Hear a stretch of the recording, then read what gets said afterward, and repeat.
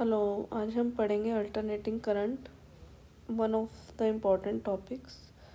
Physics के syllabus में HTET में ये दिया हुआ है topic alternating current. Alternating current है क्या? अल्टरनेट मीन्स जो चेंज होता रहे, विच चेंजेस इट्स डायरेक्शन, जो कि अपनी डायरेक्शन चेंज करता रहे, विच चेंजेस इट्स डायरेक्शन। जैसे आपने कर्व देखी होगी इस टाइप से, वेव देखी होगी, वेव, कर्व नहीं, ये क्या है? वेव है। करंट आई और हम टाइम के बीच में क्या बनाएंगे? अगर ये वेव होती है, वेव देखो चेंज हो रही है, प्लस माइनस, ऊपर वाला पॉजिटिव होता है, नीचे वाला क्या होता है? नेगेटिव। प्लस माइनस प्लस, तो क्या हो रहा है? ये टाइम के साथ क्या हो रही है? ये चेंज हो रही है। तो ये क्या है? अल्टरनेटिंग करंट है, अल्टरनेटिंग करंट है इसमें। इसी तरह से आपने इस फॉर्म में भी देखी होगी, ऐसे इस टाइप से भी देखी होगी आपने।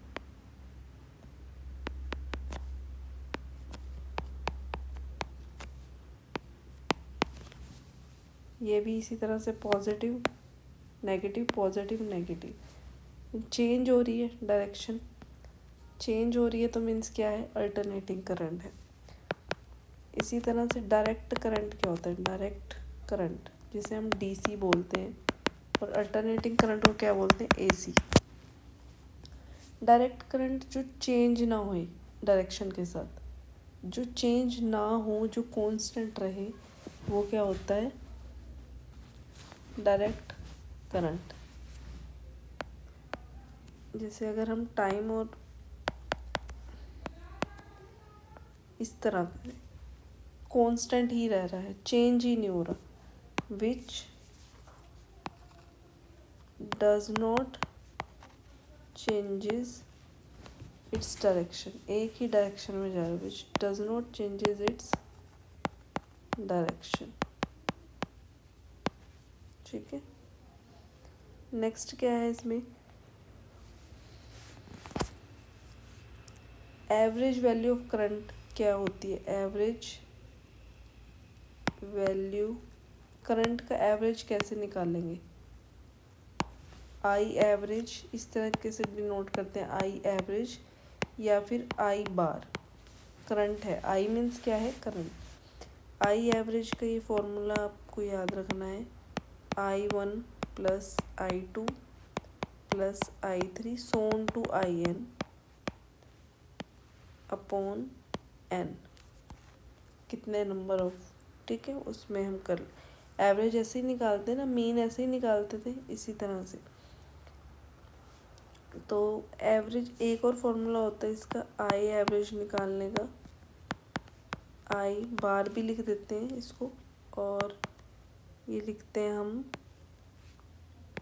T1 से T2 इंटीग्रेशन T1 से T2 I D T upon T2 minus T1 upon T2 minus T1। एक ये भी फॉर्मूला है और ये भी फॉर्मूला है, हमने दोनों याद रखने हैं। एवरेज ये तो सिंपल याद रहेगा, इसको याद रखना कि इंटीग्रेशन, अगर टाइम चेंज हो रहा है ना, जैसे टाइम चेंज होगा एसी में, तो क्या करेंगे?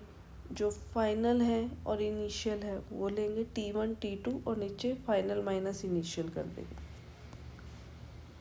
नेक्स्ट क्या है? नेक्स्ट है रूट मीन।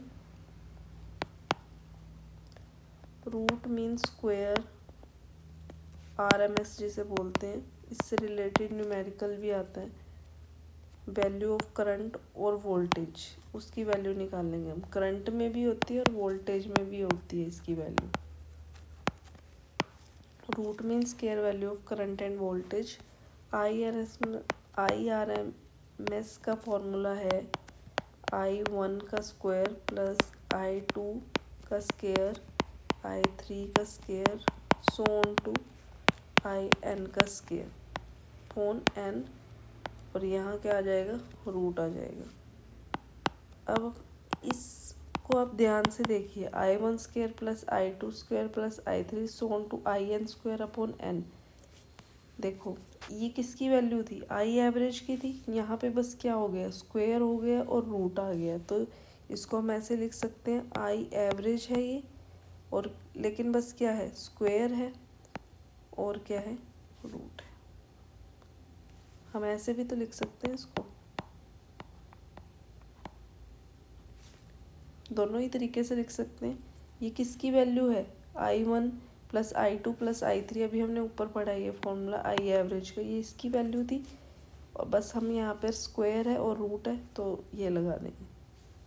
ठीक है, अब हम कुछ इसमें आगे क्या पढ़ेंगे, VRS में इसमें भी निकाल सकते हैं हम इसमें, और IRMS।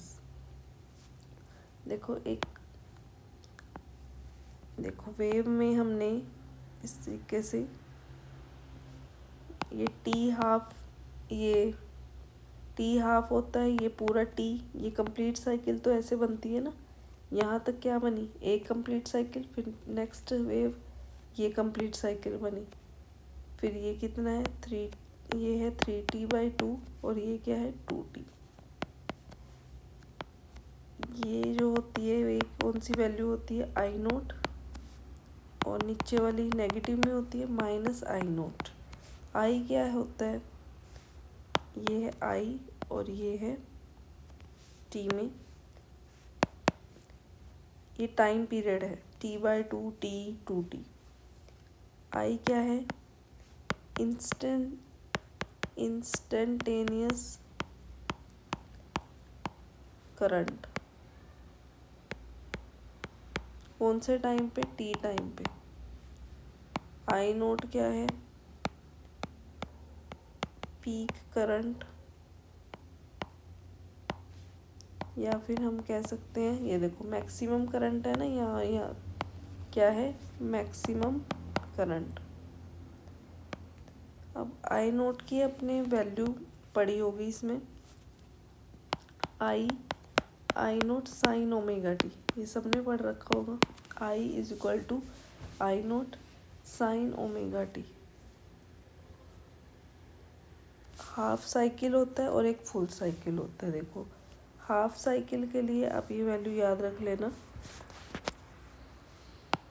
IRMS अगर हम आई एवरेज निकालेंगे, पहले आई एवरेज अगर हम निकालें, मीन्स ये निकालना है I0, इसकी वैल्यू रख दो पहले, और पूरे पे एवरेज, I0 का एवरेज और साइन ओमेगा टी की एवरेज, ये आप डायरेक्ट याद रखोगे। साइन ओमेगा टी ये अगर हम हाफ साइकिल के लिए पढ़ें, हाफ साइकिल के लिए आती है, ये तो कांस्टेंट ही आ जाएगा I0 एवरेज। I0 का एवरेज निकालोगे तो I0 ही आएगा, और ये इसकी वैल्यू होती है 2/पाई। साइन ओमेगा टी का एवरेज हो या कोस ओमेगा टी का एवरेज हो, ये याद रख लेना हाफ साइकिल के लिए, उसकी वैल्यू होती है 2/,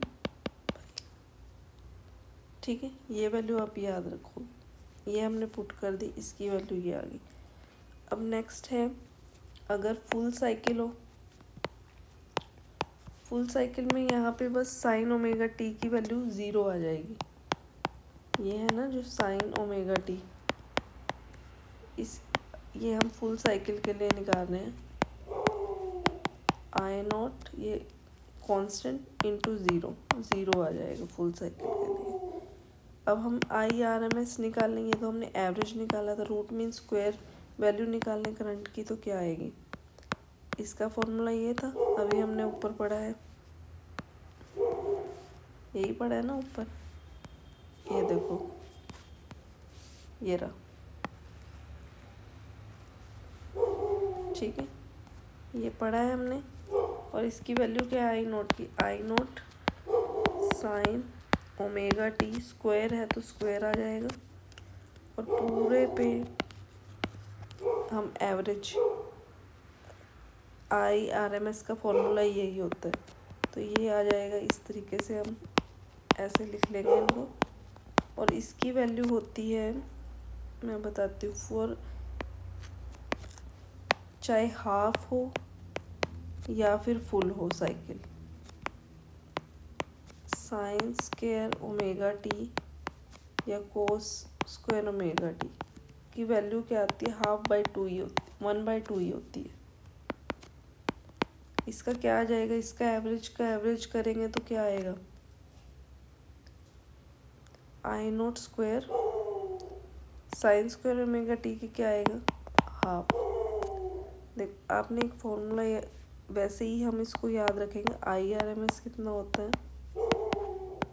आई नोट, बाहर निकाल लेंगे ना इसको तो क्या बच जाएगा? √2। इसी तरह से VRMS का भी फॉर्मूला होता है V नोट, सेम ही होता है। ये दोनों फॉर्मूले इम्पोर्टेंट है।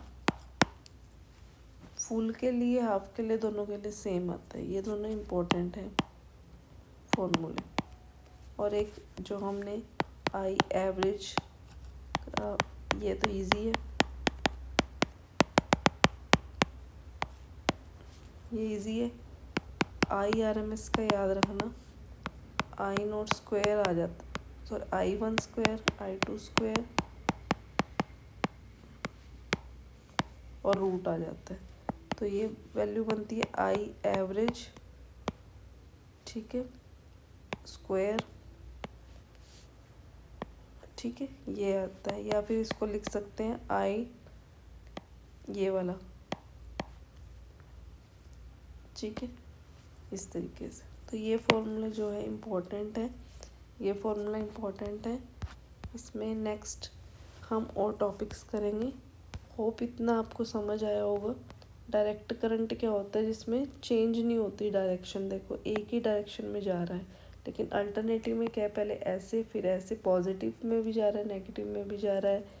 इस तरीके से क्या होता है?